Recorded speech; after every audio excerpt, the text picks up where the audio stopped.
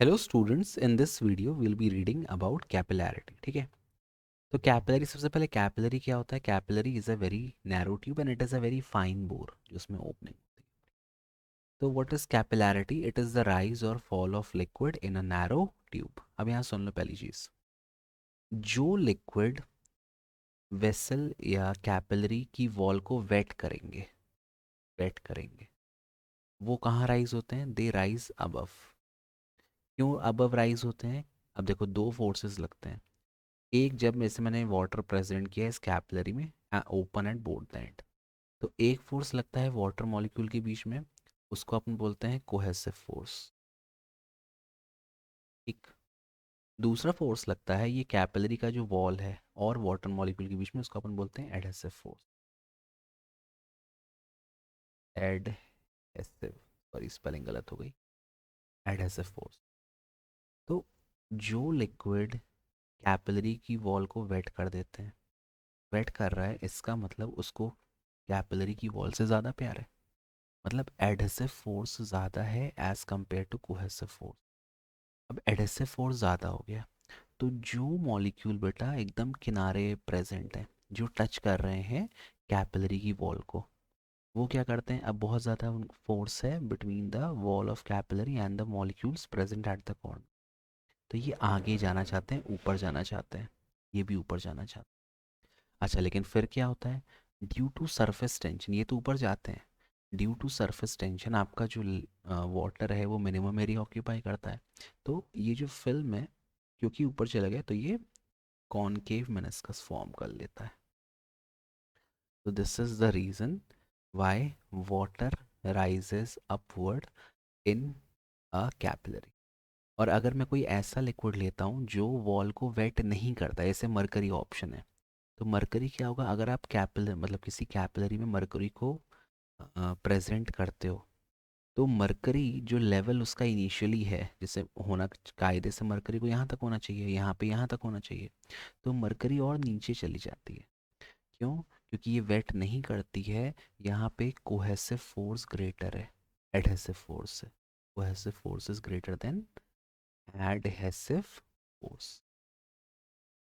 तो ये इसके मॉलिक्यूल बहुत इंटैक्ट रहते हैं and due to surface tension ये मिनिमम एरिया ऑक्यूपाई करना चाहती है, तो इसका कॉन्वेक्स मेनिस्कस फॉर्म हो जाता है और मरकरी नीचे चली जाती है।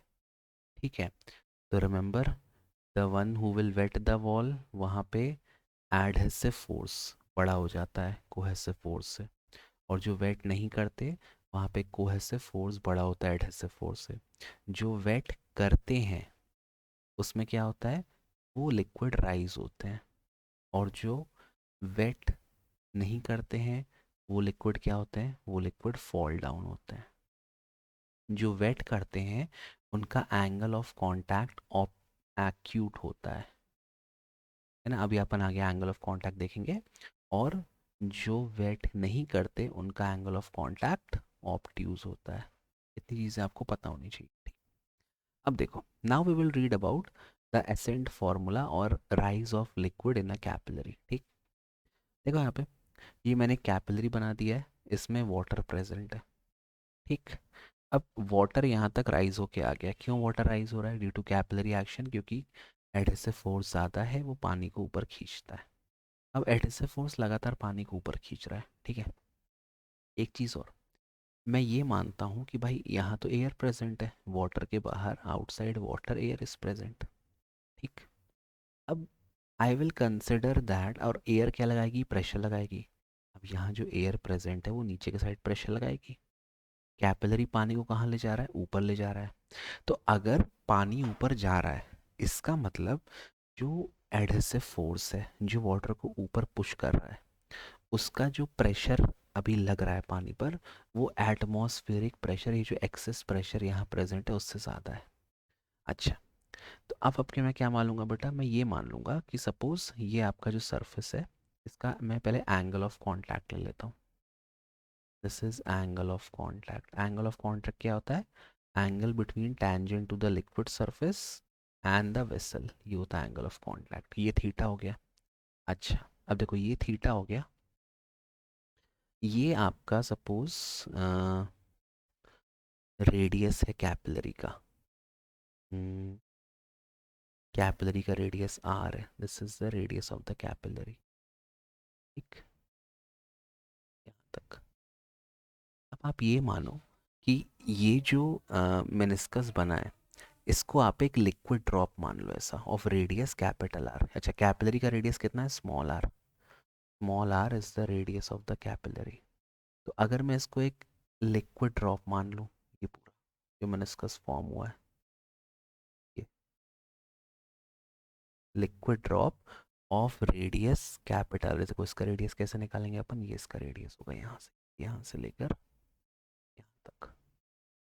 ठीक, so this is capital R, radius of the liquid, imaginary liquid drop formed over the concave meniscus। ठीक, अब आप इसको ज्वाइन कर दो, ये कर दिया। ठीक है, हल्का सा गड़बड़ हो गया, करता हूँ मैं। एक बार लाइन सही नहीं आती ना, आती नहीं, पता नहीं क्यों गड़बड़ है इसमें वन नोट में। फिर कोई बात नहीं, समझ जाना आप। ठीक है, तो दिस डिस्टेंस, सपोज ये पॉइंट ए है, ये पॉइंट बी है और ये पॉइंट सी है। तो आपको मिल गया ए सी is equal to small r, which is radius of the capillary, and AB is equal to capital R, it is the radius of the liquid बोल रहा हूँ, air drop या air bubble which we have imagined to be present over here।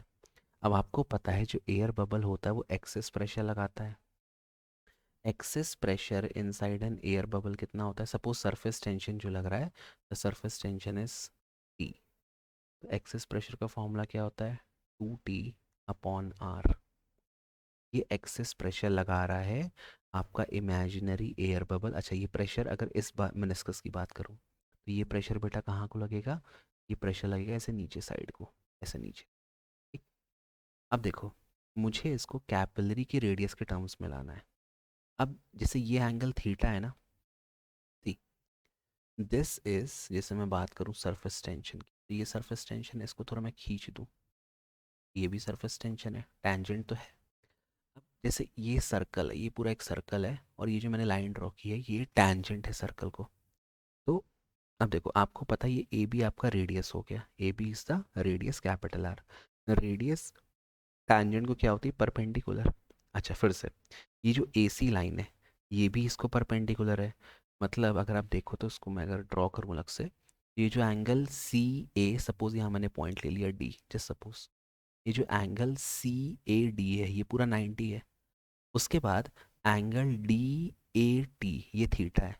तो ये जो angle T A सी ये कितना हो जाएगा? ये वाला एंगल टी ए सी ये हो जाएगा 90 माइनस थीटा। ठीक है, अब फिर से आप देखो ये जो टैंजेंट है, इसको सपोज मैंने कुछ और ना यहाँ पी दे दिया। अब ये ए बी जो है ये पी टी को परपेंडिकुलर है। ठीक है, परपेंडिकुलर है। अब ये पूरा परपेंडिकुलर है। ये जो एंगल है A C T, A C T, angle A C T कितना है? 90 माइनस थीटा। और ये पूरा एंगल बी ए टी ये पूरा एंगल 90 है। तो देखो आप ऐसा लिख सकते हो, एंगल बी ए टी किसके बराबर होगा? Angle B A T will be equal to, this will be equal to angle B A C, मुझे बी ए सी की वैल्यू निकालनी है, plus angle A C T. ये सब आपको वहाँ प्रूव नहीं करना है, ये सब मैं समझाने के लिए आपको बता रहा हूँ, क्योंकि बहुत सारे मतलब लोग नहीं बताते हैं कि एंगल थीटा बस कर देते हैं थीटा थीटा बराबर है। अब देखो एंगल बी ए टी कितना है? 90। एंगल बी ए सी ये मेरे को नहीं पता, इसको अभी मैंने एक्स मान दिया, plus angle A C T, देखो ये पूरा 90 है, ये थीटा, तो कितना हो गया? 90 माइनस थीटा। 90 90 कैंसिल, तो x कितना आ गया? x आ गया थीटा के बराबर। मतलब ये जो एंगल है बी ए सी ये कितना हो जाएगा? थीटा। अब आपको ए सी दिया है, ए सी किसके बराबर है? स्मॉल आर के बराबर। और आपको ए बी दिया है, बेस दिया है और हाइपोटेनस दिया है। तो आप लगा दो कॉस थीटा। कॉस थीटा क्या होता है? Base upon hypotenuse. तो कैपिटल आर की वैल्यू क्या मिल जाएगी, ये हो जाएगा आर अपॉन कॉस थीटा। तो जो एक्सेस प्रेशर पी है बेटा वो कितना आपको मिल जाएगा, 2t upon are cos theta, ऊपर चला गया, ये एक्सेस प्रेशर है। अच्छा, अब ये एक्सेस प्रेशर नीचे को लग रहा है और वाटर ऊपर राइज कर रहा है। अब वाटर कब तक ऊपर राइज करेगा, जब तक आपका एडहेसिव फोर्स वाटर को ऊपर मूव कर रहा है। जब तक एडहेसिव फोर्स वाटर को राइज कर रहा है तो वाटर का भी प्रेशर नीचे बढ़ते जा रहा है। इस पॉइंट पर जैसे वाटर राइज हो रहा है तो वाटर का प्रेशर बढ़ते जा रहा है। जब एडहेसिव फोर्स जैसे वाटर को राइज कर रहा है, जब वाटर का प्रेशर किसके बराबर हो जाएगा, वाटर का प्रेशर बराबर हो जाएगा एक्सेस प्रेशर के, तब वो लिक्विड राइज करना बंद कर देगा।